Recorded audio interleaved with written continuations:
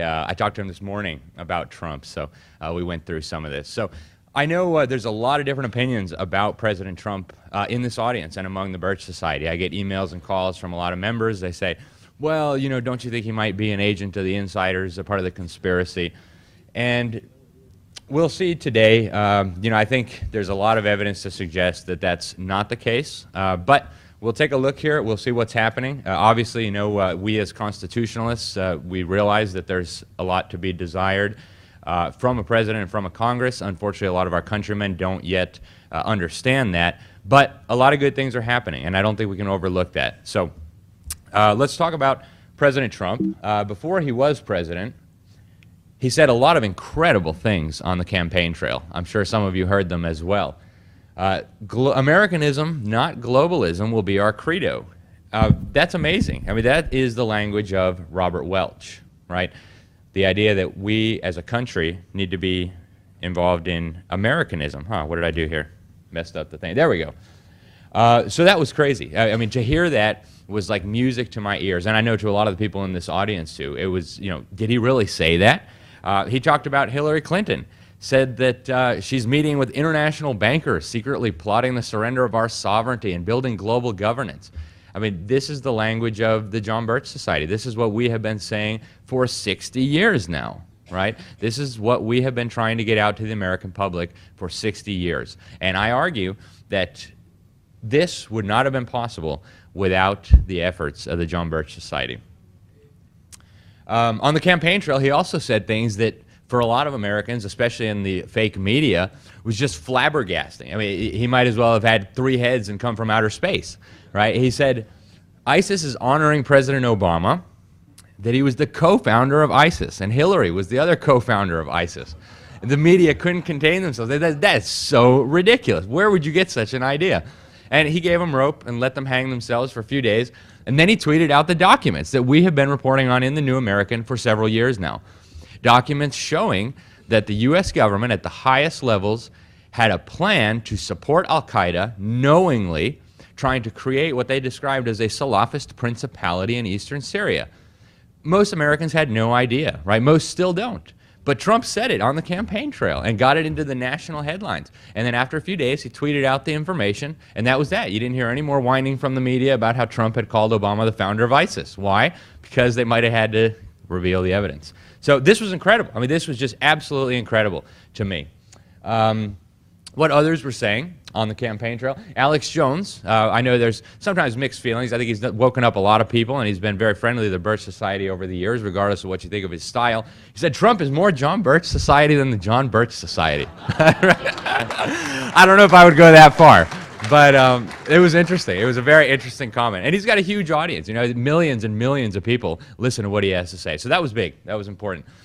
Here, Jeet of Mother Jones, a senior editor of Mother Jones, one of the most left-wing rags in the country, actually said that Trumpism is Bircherism. He said that this whole idea that William Buckley was able to excommunicate the John Birch Society from the conservative movement is ridiculous. The Birchers won, and Trumpism proves it. So whether you agree with him or not, it was a very interesting statement. I think he wishes he hadn't have said that, because I think he thought Trump was going to go down in flames, and now this quote will come back to haunt them for a long time. But it was interesting, and he lied about the John Birch Society in his article. I actually had a dialogue with him trying to get him to correct his lies. He apparently has no moral principles, so he won't. But anyways, that was interesting. That was fascinating. I talked to Roger Stone. I don't know, I know that probably not a lot of people are fans of Roger Stone here, but he's an interesting character. He's got a big tattoo of Nixon on his back. Interesting guy. So, I've had a couple of opportunities to interview him down in Florida, and he has been a very loyal advisor and a friend to President Trump since the 1980s. He was actually the first guy to tell him, hey, you ought to run for president. That'd be a good idea, and you'd win. Right? And people said, oh, that's so silly, no way. And Roger Stone pushed him to do that, served as an advisor for decades and decades. Apparently they're still pretty close. He told me on video, on camera, that Trump's father was a quiet funder of the John Birch Society and a personal friend of Robert Welch. That was interesting. That was news to me, and very, very interesting. So obviously his dad, you know, had some correct information, and apparently some of that rubbed off on Trump, right? So that was interesting. Roger Stone told me, for what it's worth, that Trump really does intend to drain the swamp, that he's doing his best to do that, and that the establishment, the deep state as it's called today, hates him so much that they will do anything to get rid of him. Whether that means taking him out under the 25th Amendment, declaring him insane, and they tried to do that for a while. Every news outlet in the country, they had every psychiatrist, oh, he's crazy, he's clearly insane, we need to remove him. That didn't work. They're trying to use Robert Mueller, the FBI guy, former FBI guy, to take him down. And then he finally said, if worse comes to worse, they'll try a John F. Kennedy on him, and they'll take him out that way. So, whether you like him or not, we ought to be praying for our president. God says we ought to pray for all of our leaders, and we ought to be praying for President Trump, and that, he would do the right thing, right? We need to be doing that. So what do other people say about him? Well, the establishment absolutely hates him. For those who think that they're acting and that they really don't hate him and it's just a big show for us, I don't think so. I think they really, really hate him. An analysis, did I do it again? There we go. An analysis of the big three networks, the ABC, NBC, CBS, during the election found that more than 90% of the election coverage of President Trump during the election was negative. Unbelievable numbers, unprecedented in American history, right? Just 2 out of the top 100 newspapers endorsed him. They all told us Hillary was going to win anyway, right? The New York Times said the odds were 80% or more. Huffington Post, 98% for sure. Hillary Clinton's going to win. You wonder who they were polling. But anyways, they really don't like him. The CFR, the Council on Foreign Relations, I don't need to tell you guys that, constantly agitating against him. I'm actually working on an article right now. They had an article in Foreign Affairs that just came out a few days ago. They said we need a committee to save the world order from Trump. Right? So, they called for a new organization called the G9, and this will be coming out in the New American soon. You check online, you'll find it. They need a G9 made up of Canada and South Korea and all these others. The purpose of this organization would be to defend the world order, to hold the line until we can get rid of Trump and put somebody else in the White House who will once again take the leadership and the mantle of leadership of the new world order. So that's what they're talking about, openly and publicly. Right? We know that Trump is sitting on top of a bureaucracy that despises him. 70% of what's called the senior executive service. If you guys read the New American regularly, you know what this is because I wrote about it recently. But it's basically the upper echelon of the bureaucracy. Almost impossible to remove these people. And about 70% of them were appointed during the Obama administration. These are the guys that actually run the federal government, right? These are the ones between Trump, the political appointees, and the bureaucracy. These are the ones who actually, I don't know if you guys ever saw that TV show Yes Minister from the 80s in Britain. The minister would give the instructions to the career civil service bureaucrats. They say, yes, minister, and then they'd go off and do exactly what they wanted to do anyway. And that's essentially how things seem to be working in a lot of these federal bureaucracies. So he's up against quite some opposition. Here we have in the New York Slimes, we had an op-ed confirming that there is a deep state. They actually said, this isn't the work of the deep state, it's the steady state, right? So it's just another term for the exact same thing. And what he said was that many of the senior officials in the Trump administration are working against him. They're working to frustrate parts of his agenda. I would know because I'm one of them, this person said. Now, this isn't the New York Times, so we need to take it with a grain of salt. It's very possible that they wrote this themselves to try to demoralize the president and his supporters. But if we give them the benefit of the doubt and say this was a real bureaucrat or appointee in the administration, this is very interesting. They said his national security team knows better than him, so they've been overruling him on stuff, Russia and other policies. So this is all very interesting. They're basically bragging in one of the top newspapers in the country that what you people vote for doesn't matter. We know better than you guys. We know better than the elected president, and we'll do whatever we feel like it because that's what's best for everyone. Just another quick graphic illustration of how the bureaucracy despises him. This is a chart that was put together by The Hill. They did an analysis of all the money that was donated to the candidates during the election. More than 95% went to Hillary Clinton. In some of the bureaucracies, like education, these are the people in charge of educating your children, 99.7% of the money went to Hillary Clinton. So that's what he's up against. Here we have these so-called intelligence community people, part of the deep state, right? Not the deep state behind the deep state, but certainly the deep state.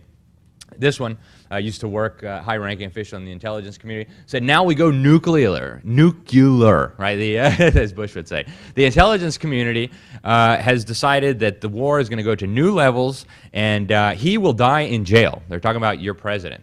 He will die in jail. So that's what these people think. And he said this publicly on Twitter, right? I mean, you can find this still online today. Here you have Chucky Schumer, the senator from New York. And he said on national television with that guy, Rachel Maddow, let me tell you, you take on the intelligence community, and they have 6 ways from Sunday to get back at you. So even for a hard-nosed businessman, he's being really dumb to do this. He was talking about how Trump had stood up to the CIA and some of the elements of the intelligence community. This is incredible stuff. I mean, if we had said this a few years ago, they would have said, oh, there goes those tinfoil hat-wearing John Birchers talking about the intelligence community. You know, here they are saying it on national television. Everybody in Congress seems to know this. The top Democrat talks about it openly on television. They spy on members of Congress, and this has come out in public. So this is incredible. Here we have Newt Gingrich, who is certainly a neoconservative and part of the establishment, saying on Fox News, on national television, you can watch it on YouTube, that the establishment hates Trump because he's an outsider, he's not them, he's not part of the club, he's uncontrollable, and he's not part of their secret societies, and he didn't do their little rituals. So that's interesting. It's interesting. These were some hacked emails out of the Bohemian Grove. I'm sure a lot of you guys know the Bohemian Grove. They get together and they in front of a big stone owl, and they do a cremation of care ceremony. Very bizarre stuff. You can watch it on YouTube if you haven't seen it. But they hacked the emails of some of these guys. Stephen Harper, the Canadian Prime Minister, and Colin Powell. So they hacked Colin Powell's emails, and he had sent an email to his friend up in Canada who was the defense minister, the justice minister, all kinds of different high positions. They said, I'm back from the Bohemian Grove. I sat next to Stephen Harper, the Canadian Prime Minister, and we had a nice discussion. Grove attendees know that Trump is a disaster. So this was before he was actually elected president. But so the secret societies know that they don't like him. The CFR knows that they don't like him. The bureaucracy doesn't like him. So, if he really was part of the deep state trying to pull a fast one on us, I don't suppose we would see this kind of stuff. So, but could Trump be a stooge of the New World Order? And I know there are people in the Birch Society who think that's a very real possibility. And I can't rule it out completely. I don't know all things, but I think the evidence is very interesting, and I think we ought to look at it. So is Trump a puppet of the New World Order? Well, there are some very troubling things coming out of the Trump administration. Most recently, we saw the new NAFTA, right? I'm sure if you guys read the New American, you saw the fantastic articles by my friend Christian Gomez. Unbelievable, right? This is a betrayal of the highest order. This is worse than the original NAFTA, right? I mean, they snuck part of the TPP in here. They're going to create all these North American bureaucracies. We're still going to keep the kangaroo tribunals with international bureaucrats that can overrule us, our state governments, our federal government. We're going to surrender Congress's constitutional authority over trade to trilateral commissions, right? This is absolutely crazy. So strike one for President Trump, right? That's not good. What happens from here, we don't know. There was a good article in the New American now about the second highest ranking Republican in the Senate saying that there's no guarantee they're going to pass this monstrosity. So that's good. And does Trump really know everything that's in this? I don't know. My guess would be no. We know the lead negotiator, Robert Lighthizer, is a member of the Council on Foreign Relations. We'll talk about him in a little bit. So there are some of these deep state people within his administration. No doubt about it. Trump is still running around the world droning people without any semblance of constitutional authority, no jury, no trial, no even criminal charges. Just you put them on a list, some bureaucrat in Washington, and boom, we blow them up with their family. That's un-American and that's wrong. And Trump has continued this policy from the Obama era and from the Bush era. So strike two, right? We've got a couple strikes here. Massive budgets. He keeps signing these absolutely ridiculous, he calls them ridiculous budgets, insane budgets, filled with unconstitutional stuff. Republicans are running Congress and the White House, and still we're funding Planned Parenthood. This is crazy, right? So strike three against President Trump. But is he out? I don't know. It's for you guys to decide. As you all know, the John Birch Society doesn't endorse candidates. But again, I think we should look at the evidence, and I think we should look at it honestly and objectively. And these are troubling things, no doubt about it, right? These bills he's been signing with all this funding, it's funding a lot of unconstitutional programs. And we in the John Birch Society know that that's not right. And we need to be working on stopping these things, including the new NAFTA, the USMCA, the U.S.-Mexico-Canada Trade Agreement. Oh, and I forgot to mention, of course, the G20, right? Betsy DeVos, the education secretary, just went down to the G20, signed up to a deal that said basically we're going to have total globalized education. Your kids are all going to learn about how wonderful the UN is and globalism and social and emotional learning. So we're going to continue with the massive federally led, United Nations-backed brainwashing of all of our children. This is very, very troubling for a president who runs around saying we don't like globalism, we want Americanism. But it's only part of the picture, right? This is not the entire picture when it comes to President Trump. So I'd like to just run through some of the things here. Oh, they fixed my slide. That was really nice of you guys. Thank you. This looks so much better than what I had. But here's some of the globalists and deep staters within the Trump administration. Robert Lighthizer, the U.S. Trade Representative, member of the Council on Foreign Relations. He's the guy who just came up with this disastrous trilateral so-called free trade agreement with Mexico and Canada. We have Elaine Chao, Transportation Secretary, also a member of the Council on Foreign Relations. Now, I've heard this one explained away. Well, you know, Trump wanted to get some of his better picks approved in the Senate. Mitch McConnell is married to Elaine Chao, and so, you know, you got to throw the dogs a bone, or they'll hold up everybody. You'll never have anybody in your cabinet. So, you know, whether that's true or not, I don't know. He's got John Bolton, right? And John Bolton talks like an anti-globalist, but he's a member of the Council on Foreign Relations, and he loves these unconstitutional wars, so this is problematic. H.R. McMaster, the previous National Security Advisor, also a globalist, went to Bilderberg, member of the Council on Foreign Relations, working at George Soros-funded think tanks, plotting more globalism. And if you guys remember, before these two globalist characters here, he actually had a much better guy, General Kelly. Or excuse me, not General Kelly, General Flynn. Oh my goodness, brain freeze. But yeah, General Flynn. And General Flynn was not part of these things. In fact, he had done a lot of the work exposing the Obama administration's policy of supporting Al-Qaeda in Libya and Syria. So I think he was a decent guy, and I think that's why the deep state took him out so quickly. Justice Gorsuch. You know, whether he's going to be a good justice or not, I don't know, but he was a member of the Council on Foreign Relations at one time. We have the membership records proving it. He's not anymore, for what it's worth, but he was at one time. Here's some other ones. Dina Habib Powell, she's now gone, but she was Deputy National Security Advisor, member of the CFR, member of the Trilateral Commission. We have Rick Perry, she went to Bilderberg. We have, is that time clock frozen? We have Rick Perry in the Energy Department, which he once promised he was going to abolish. And he has been to Bilderberg. We have Wilbur Ross, the Commerce Secretary, literally worked in a high-ranking position for the Rothschilds, right? If you guys know the Rothschilds, you know they are big, deep state people, right? You have James Mattis, the Defense Secretary, has been to Bilderberg. You have Steve Mnuchin, Treasury Secretary, was a member or is a member of the Skull and Bones Secret Society with the Bushes and John Kerry and all the rest of these guys.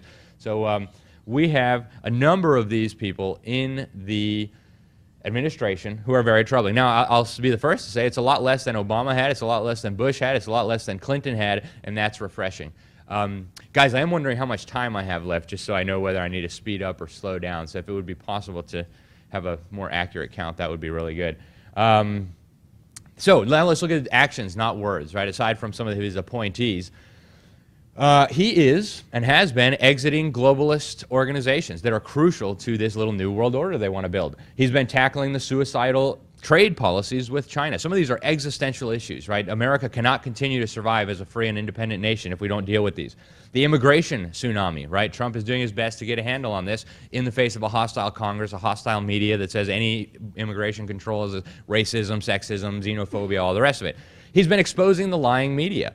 You know, who would have thought that in our lifetimes, only 6% of Americans would say they have real trust in the media? Less than, 14% of Republicans say they have any trust left in the media. This is huge, right? Without their propaganda organs, the deep state cannot continue to manipulate the American people. Now, it's true that, you know, the American people don't necessarily know where to go to get the real news, but they know not to believe the garbage on the television. This is huge progress, and a lot of it is because of President Trump.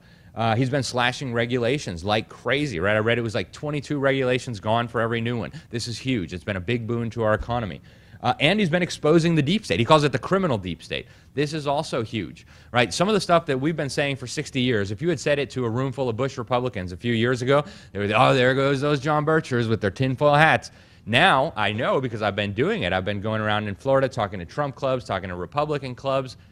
They believe it, and they know that it's true, and it's because Trump has paved the way. This is huge. So let's look real quick at some of these. Can anybody give me a time count, since I'm sure that clock back there is wrong? 11:28. Oh, that's the actual time. Okay, so what time do I finish? 11:29. All right. 11:50? Oh, 11:50. Okay, wonderful.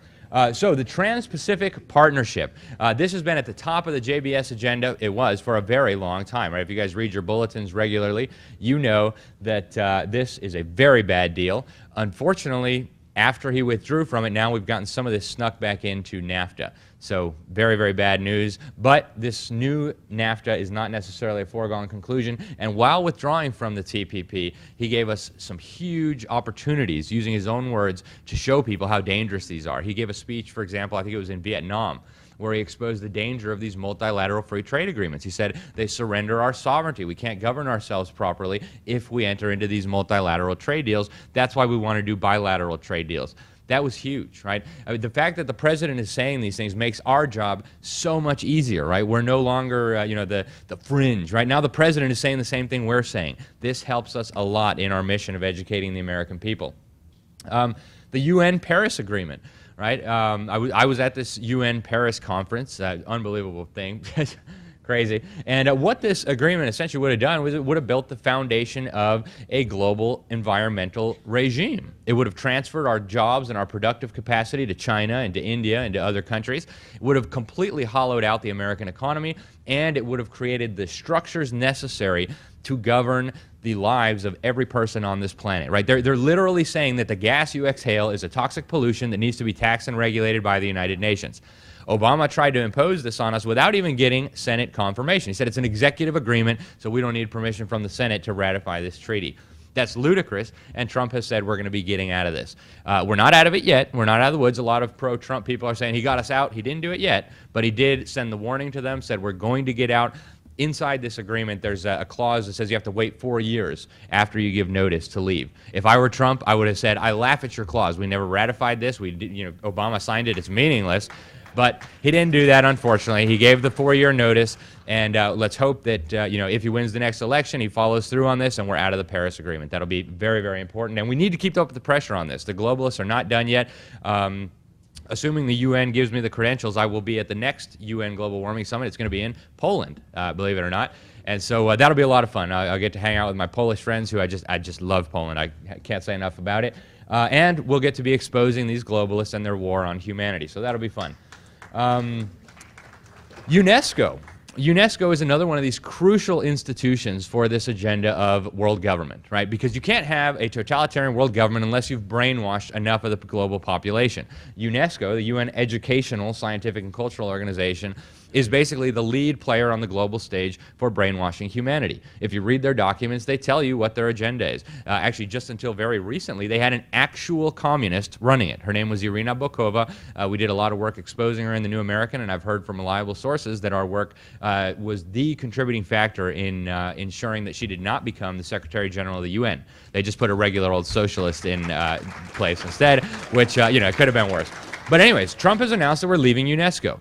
That's huge. Now, Betsy DeVos is still running around promising that we're going to continue implementing these things, but exiting UNESCO would be huge. Now, we're not out of the UN yet, which would be nice, but exiting their brainwashing program would be a very huge step forward. These are the people who want 5-year-olds to be indoctrinated with global standards into the LGBT agenda.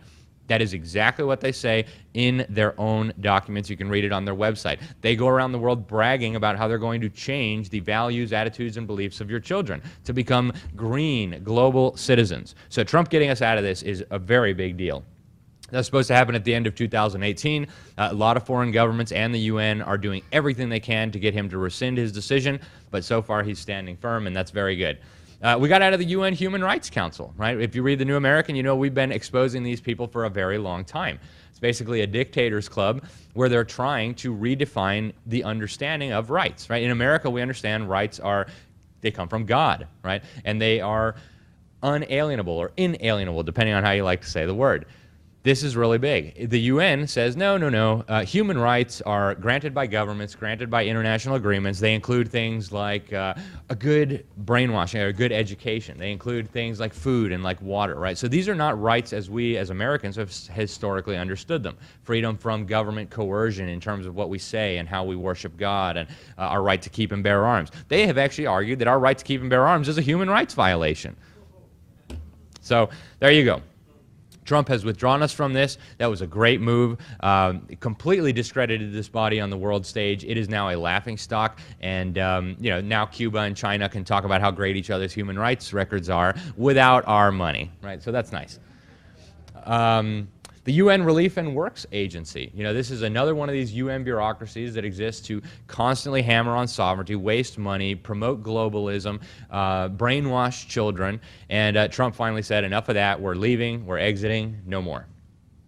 You have the UN Migration Compact. This was a huge UN initiative that Obama was a big fan of. This was going to globalize migration policy. So no longer would Congress and our federal government set our immigration policy. Our immigration policy would be set by the United Nations. What do you think our immigration policy would be? Open your borders, right? And everybody must come in. It's got to be at taxpayer expense. You've got to give them food and housing and clothing and education and all the rest of it, right? So Trump said, no, that's not compatible with our sovereignty. We're leaving. And that was the end of that. And that gave cover to other governments to also say, no, sorry, we're not doing that, right? I was just in Hungary a couple weeks ago, had an opportunity to interview the Secretary of State for Public Diplomacy. And, this is another big point that they're on, right? We are not going to accept the UN flooding our countries with people from alien cultures who don't speak our language, who have no interest in becoming Americans or Hungarians or whatever it is. The mass migration agenda is a crucial part of the deep state. So if you get the Deep State in Action special issue, you'll see this is a crucial component of their war on national sovereignty, in their war on our liberties, in their war on our Christian civilization, on our Western Christian civilization. Without this, it becomes much harder for them to succeed. So Trump standing up to this is huge. And again, very, very important stuff happening. The International Criminal Court. Right. The U.S. government has never technically signed up, although we did try to get everybody else to sign up. And now the Trump administration has openly mocked these people on the global stage. They said, if you try to take an American before your court, we're going to prosecute you, we're going to freeze your assets, try it. Right? So that was good. Their little global court can now do whatever it wants without the participation of Americans, without jurisdiction over Americans. And so this is all happening under the Trump administration. This is good news for people who don't like globalism. Now, obviously, the deep state is not just going to say, oh, okay, you can blow up our world order and we're just going to sit back and enjoy it, right? So they're not going to do that. They're going to do everything they can to try to stop this process. So they thought they were going to use this character here as their Trump card. And, he's brought down a lot of Trump's key people. Mike Flynn, for example. There's a couple positions in the administration that are absolutely key. And the National Security Advisor is one of those positions. I mean, they have massive leeway over incredibly important policies on how our federal government operates. So Mike Flynn, who I consider to be a patriot, he was not a member of the CFR, unlike so many of these others. He was the head of the Defense Intelligence Agency, and he went on international television and said, hey, I told the Obama administration it was a really dumb idea to give aid and weapons to Islamic terrorists in Syria to overthrow a foreign government, and they did it anyway. Right? So, I mean, this was like a nuclear bomb of truth dropped on the Obama administration. A person who was affiliated with the deep state, which is trying to do all these machinations, would not have done that, would not have said those things in public. So Mike Flynn was a good guy. That's why they had to take him down. Paul Manafort, whether he's a good guy or not, I don't know, but he ran Trump's campaign very successfully, got Trump put into the White House, and so they had to take him down too on things that had absolutely nothing to do with Russia collusion. Right? Apparently he didn't cross all his I's and dot all his T's, or however that goes, on his taxes, like years ago, right? And so now they said, well, we're going to bring you down for that, the special counsel. And they did, right? They got him convicted. Anybody could be next, right? I mean, this is almost self-evident. I think most of the people in this room realize that. They asked, a member of Congress asked the Congressional Research Service, how many federal regulations do we have with criminal penalties attached, right? That could send you to jail for violating them. Said, we actually don't have the manpower or the resources to figure out that number. There are so many federal regulations with criminal penalties attached that everybody in this room could be convicted and be put in jail for violating them. Some of them you would never imagine, right? Having your dog on a leash that's more than 6 feet long and within 200 feet of federal property, right? Signing a check that's for less than $1, right? All kinds of things that you would never imagine in a million years. And so what they've done is they've made every American into a criminal. Liberal attorneys have written about this. Here's a book by Harvey Silvergate, 3 felonies a day. He argues that the average American who goes out and does their business commits about 3 felonies per day. That's every one of us. And that doesn't mean every one of us is going to be prosecuted, but that means that if we became a real threat as individuals to the deep state, they could very, very easily, they have all your emails, they have all your phone calls, they know everything about you in these NSA warehouses that they've been spying on all your information. They could go back and they could say, hey, you didn't do your taxes perfectly in 2012 and you're affiliated with Trump, so we don't like you, so we're going to put you on trial. So there is a big risk that more of Trump's inner circle could go down. I think this is partly an intimidation tactic too, right? Who wants to go work for Trump when you know this could be coming, right? I mean, would you? That's a terrifying prospect. They're even going after his attorneys, and that's wild stuff. Law professor John Baker from Louisiana. There's no one in the United States over the age of 18 who could not be indicted for some federal crime. The overwhelming majority of these regulations don't have what's called mens rea protection. So you don't even have to willfully violate these regulations. If you dig a hole on your property that wasn't in compliance with some obscure EPA rule, they could throw you in prison, right? So these people don't play around, and they're probably not going to come after most of us. But if we became a threat to their little new world order, they could. So there's that danger. Then we have another danger. Right? And there's a lot of dangers out there. We are not out of the woods by any means. I know a lot of people thought that Trump got elected, hey, we can just go back to sleep. Everything's fine. Everything's taken care of. The New World Order is done for. Globalists are done for. Forget it, right? That's not going to happen. And members of the John Birch Society know that better than anyone. This is going to be a long struggle, if not perpetual struggle, until it all comes to an end. But one possibility, and we've written about this in the New American, several very intelligent people have even talked about the possibility of this happening, including Ron Paul, by the way, who spoke at our 50th, he was the keynote speaker at our 50th anniversary event 10 years ago. I know some of you were there. I was there. It was an awesome thing. And he said, hey, these people could collapse the U.S. dollar, they could collapse the U.S. economy, and they could blame it on Trump. They could say, see what happens when you aren't a globalist, when you try to pursue an America First policy, when you decrease taxes and cut regulations, then everything goes crazy. And that's exactly what they would do, right? If they destroyed the dollar, they wouldn't say, oh, yeah, we globalists did that by manipulating your currency through the Federal Reserve. They'd say, that fool Trump did it, and those conservatives who elected him did it by refusing to be part of the globalist agenda. So that's a big risk. Right? I don't know if any of you guys watch The Simpsons. I don't recommend it. It's not very good humor. But they actually ran an episode in 2000, believe it or not, where a President Trump became president and completely destroyed the economy. And then Lisa Simpson, dressed as a fancy Hillary Clinton type woman, had to come in and clean up the mess that the evil President Trump had created of the economy. So, that is not an out-of-the-question scenario, right? If they pull the plug on the dollar, and they could do that very easily. You guys all know how the Federal Reserve works. You all know the U.S. dollar as the global reserve currency. That status could be yanked tomorrow, right? Very, very easily. And then they could blame Trump and Trump's supporters for this. So we need to be on guard for that, right? And it's a very real possibility. Then there is, an agenda we've talked about for a long time. I don't have a slide about it. But China, and this is becoming a globalist narrative right this instant. They're saying, well, because Trump is withdrawing from these globalist organizations, it is setting the stage for the communist Chinese dictatorship to take over the architecture of global governance. Now, if you guys read the New American Magazine regularly, we had a cover story on this issue years ago saying China was staking a claim in the New World Order and that the globalists in the United States, what we call the deep state today, was completely behind it at every step of the way. Right? You have George Soros running around while he's getting his Globalist of the Year award, and yes, that's a real award, and yes, Soros really got it, saying that China needs to own the New World Order in the same way that the United States owned the previous world order. So you have David Rockefeller, went over there in 1973, came back and wrote in the New York Times that the social experiment under Chairman Mao is the most successful and the most important in all of human history. So they've been grooming and those of you who have been Birchers long enough and who've read enough books know that the CFR and their minions and subversives and traitors within the U.S. government actually brought the Chinese communists to power in the first place. They betrayed Chiang Kai-shek, our ally, and put the Chinese communists in power. They said he was an agrarian reformer, right? He just wants to change the unfair system in China. Isn't that nice? So the globalists have been behind the rise of China, and we exposed this many years before Trump was even on the radar. And now they're saying, oh, look, see, now China's taking over the UN and Interpol and the World Bank and the IMF and all these things because mean old Trump and his dumb supporters don't like the world order that America built. That's an absolute lie. They've been planning this for a very long time, and now they're trying to make it look like it was Trump's fault. It wasn't Trump's fault. They've been orchestrating this for decades.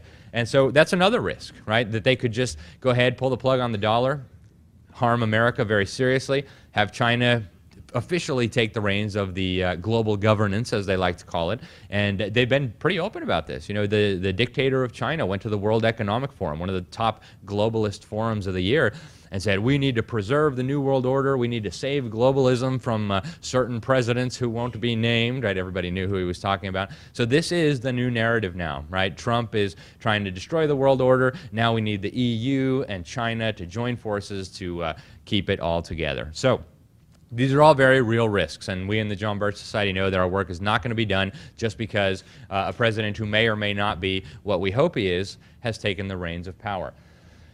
So my conclusion here, and you're obviously welcome to draw your own, this is just my opinion, but my conclusion here is that Trump is not an agent of the deep state. They did not plan for him to win the election, and something happened, right? They were sure that Hillary was going to become the next president and put the final nails in the coffin, and this is my opinion. Why do I think this? Because of some of the evidence that I presented, because of how sure they were that Hillary was going to win. I think what happened is, you know, Trump said millions of people voted illegally. I'm almost positive that he's correct. I think that they miscalculated. I don't think they realized the massive surge of support that Trump was going to have on this anti-globalist platform, thanks to the hard work of the JBS over 60 years. So that's what I think. If we had gotten Hillary Clinton or just about any one of the Republican rivals, right? Imagine Jeb Bush, right? Do you think, what would he have done? He would have full speed ahead towards globalism, right? And they would have put the final nails in the coffin of American sovereignty, of American liberty, of our Constitution. So I think that's what would have happened. So now you have them calling Trump a traitor, right? John Brennan, the guy who bragged in 2016, he voted for the communists before getting his top security clearance at the CIA and then taking over the CIA. Trump is the traitor, right? Okay, all right. And so I think at worst, you know, assuming Trump is not who we want him to be, then we have a reprieve here, right? We maybe have some more time to educate enough Americans on what we're facing and get this House back in order. Because we know that unless we educate the electorate, we're never going to win this battle. We're going to lose. So we have to get the American people educated. And so I think in a worst-case scenario, we have a little bit of extra time now to educate Americans. And we have somebody in the White House saying, in many cases, the same things we've been saying for 60 years. Did anybody get a chance to hear his speech at the United Nations General Assembly the other day? That was amazing, right? There was a few things that we would quibble with, of course, you know, but hey, we reject the ideology of globalism. We do too, right? America's going to be governed by Americans, right? We're not going to tell other countries what to do, and in exchange, they can leave us alone and they won't tell us what to do. That's what we've been saying for 60 years. Why is that so hard? So before, we were on the outside saying that, and people said, oh, well, you know, you guys are just nuts. Well, now the guy in the White House is saying the same thing. So this gives us an incredible opportunity to educate local Republican leaders, local opinion molders, local radio hosts who even just a few years ago wouldn't have had anything to do with us. This is very, very welcome news in my opinion. At best, we have a potential ally in the White House, not on everything, right? Trump is not a constitutionalist. I'm not going to argue to you that Trump is a constitutionalist. He's not. But I think he's sincere in his opposition to globalism. And that is huge right now because globalism is an existential threat to the survival of our country. Trump understands so many of these things. He understands the Federal Reserve. On the campaign trail, he talked about how the Federal Reserve was manipulating the economy, how we'd be better off under a gold standard. He knows these things. He can't run around necessarily saying them because of what CNN and Fox News and all the, oh, he's totally nuts, we've got to remove him under the 25th Amendment. But he knows these things. I know at least 2 Birchers who have had experiences, opportunities to meet him, who tells me he knows all of this. He knows all about the New World Order, what they're planning, and he opposes it. But of course, he's fighting his own administration, he's fighting the media, he's fighting the dummies out in the streets rioting and burning things. So he's got a lot of opposition. And so at best, we have a potential ally in the White House, and even though he may not be everything we would wish for, we have a very serious opportunity to at least hold back the globalists for some time longer, whether that's a few years or a few decades, I don't know. It probably depends a lot on what the people in this room and the people back home who couldn't make it end up doing with their time and with their resources and with their energies. You know, the John Birch Society really has held back the tide of this for 60 years. A lot of people don't realize that. Even a lot of Birchers don't realize that. It is because of the John Birch Society that America is still as free as it is today. So we have an enormous responsibility on our shoulders, and we have an incredible opportunity to get a lot done. So what we need to do, we need to keep birching, right? We need to keep birching. Go home and birch harder than you've ever birched before, right?